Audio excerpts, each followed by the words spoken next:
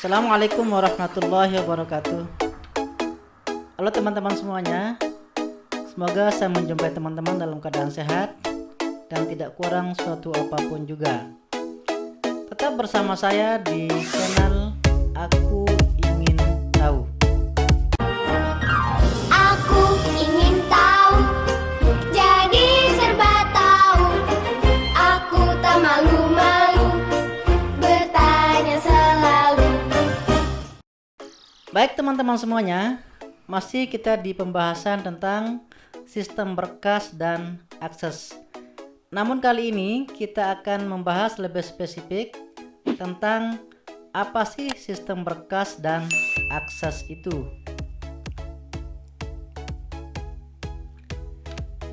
Baik, pengertian sistem berkas dan akses yaitu suatu sistem untuk mengetahui bagaimana cara menyimpan data dari file tertentu dan organisasi file yang digunakan.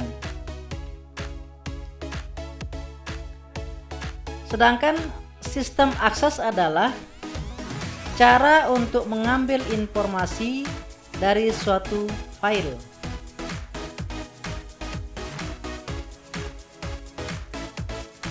Nah, selanjutnya sistem berkas atau pengarsipan dan akses bisa kita definisikan sebagai berikut. Yang pertama yaitu cara untuk membentuk suatu arsip atau file dan cara pencarian record-recordnya kembali. Yang kedua, sistem berkas dan akses adalah sistem pengorganisasian, pengelolaan, dan penyimpanan data pada alat penyimpanan eksternal dengan organisasi file tertentu.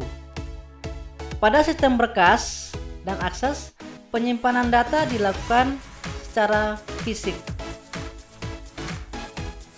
Yang ketiga, teknik yang digunakan untuk menggambarkan dan menyimpan record pada file disebut organisasi file.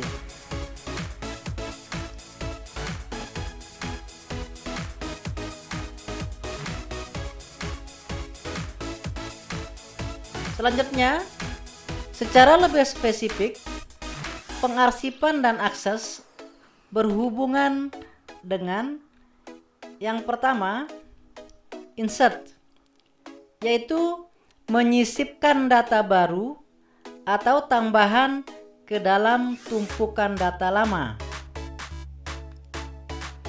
Yang kedua, update. Update yaitu mengubah data lama dengan data baru, dan perubahan ini bisa sebagian atau keseluruhan. Yang ketiga, reorganisasi, yaitu penyusunan kembali record-record dari suatu file.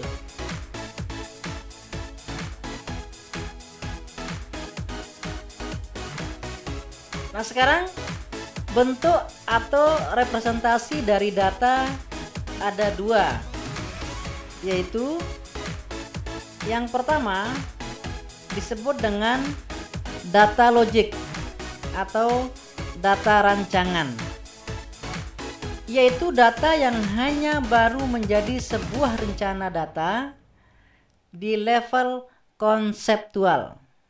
Misalnya, penggambaran data dengan metode ER atau Entity Relationship, model objek atau model semantik, dan lain-lain. Kemudian yang kedua, bentuk data atau bentuk representasi dari data yaitu data fisik, yaitu data yang sudah jadi, data yang merupakan hasil terakhir dari data logik yang biasanya disimpan dalam media penyimpanan.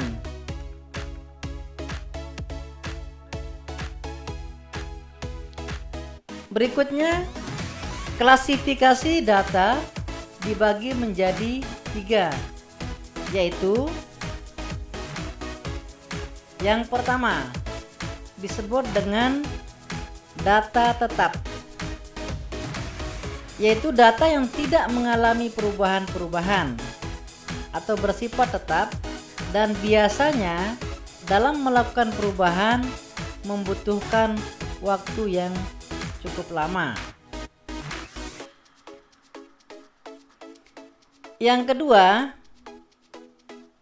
data tidak tetap, yaitu data yang mengalami perubahan secara rutin dan sukar untuk diprediksi karena sifatnya yang berubah-ubah. Dan yang ketiga, bentuk dari klasifikasi data yang disebut dengan data yang bertambah menurut waktu, yaitu kelompok data ini biasanya merupakan gabungan data tetap dan data tidak tetap. Nah, itulah pembahasan untuk video kali ini. Mudah-mudahan kita semua ada pencerahan untuk definisi dari sistem berkas dan akses dan apa sih klasifikasi dari data-data itu sendiri. Mudah-mudahan ada manfaatnya. Bagi teman-teman yang sudah subscribe, kami ucapkan terima kasih. Sekali lagi, mudah-mudahan bermanfaat untuk kita semua. Wassalamualaikum warahmatullahi wabarakatuh.